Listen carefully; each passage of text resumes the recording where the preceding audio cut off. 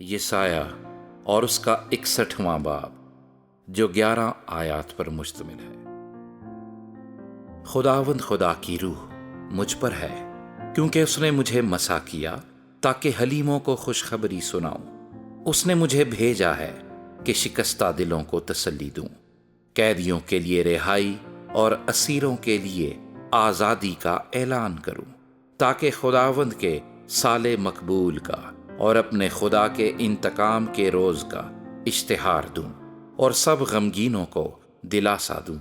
Seven کے غمزدوں کے لیے یہ مقرر کر دوں کہ ان کو راکھ کے بدلے صحرا اور ماتم کی جگہ خوشی کا روغن اور اداسی کے بدلے ستائش کا خلت بخشوں، تاکہ وہ صداقت کے درخت اور خداوند کے لگائے ہوئے کہلائیں کہ اس کا جلال ظاہر ہو۔ تب وہ پرانے اجاڑ مکانوں کو تعمیر کریں گے اور قدیم ویرانیوں کو پھر بنا کریں گے، اور ان اجڑے شہروں کی مرمت کریں گے جو پشت در پشت اجاڑ پڑے تھے۔ پردیسی آ کھڑے ہوں گے اور تمہارے گلوں کو چرائیں گے، اور بیگانوں کے بیٹے تمہارے ہل چلانے والے اور تاکستانوں میں کام کرنے والے ہوں گے۔ پر تم خداوند کے کاہن کہلاؤ گے، وہ تم کو ہمارے خدا کے خادم کہیں گے۔ تم قوموں کا مال کھاؤ گے اور تم ان کی شوکت پر فخر کرو گے۔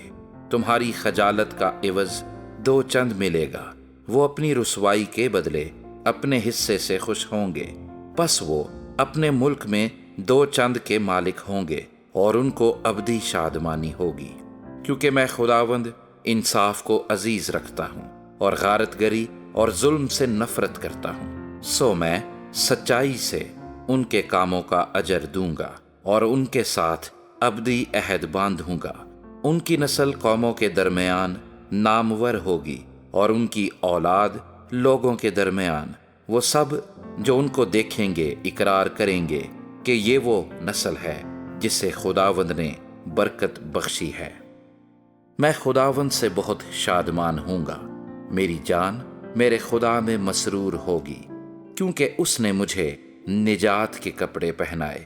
اس نے راست بازی کے خلت سے مجھے ملبس کیا، جیسے دلہا سہرے سے اپنے آپ کو آراستہ کرتا ہے اور دلہن اپنے زیوروں سے اپنا سنگار کرتی ہے، کیونکہ جس طرح زمین اپنے نباتات کو پیدا کرتی ہے اور جس طرح باغ ان چیزوں کو جو اس میں بوئی گئی ہے اگاتا ہے، اسی طرح خداوند خدا صداقت اور ستائش کو تمام قوموں کے سامنے ظہور میں لائے گا۔